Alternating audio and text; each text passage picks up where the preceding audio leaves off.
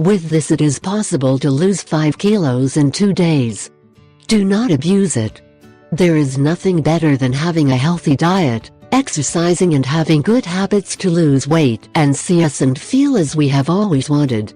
But in addition to this, there are some specific foods that help us to lose weight more quickly and in a healthy way, as is the fact of the papaya, fruit that has many properties that help us to have a flat belly.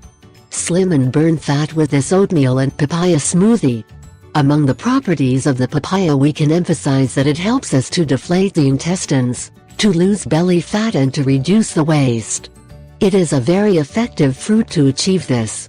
In addition to papaya, oats are very famous when it comes to helping us lose weight and to discard what our body does not need. But in addition to that, it is an excellent source of complex carbohydrates, which help us burn fat during more time. Plus it has several benefits to our health due to its high protein content, fiber and essential nutrients. Oatmeal and papaya slimming to lose weight. Ingredients: 1. Half a cup of homemade almond milk. 2. Half a cup of organic whole grain gluten-free oats, previously cooked. 3. 1 large papaya cut into squares. 4. Half a tablespoon of cinnamon.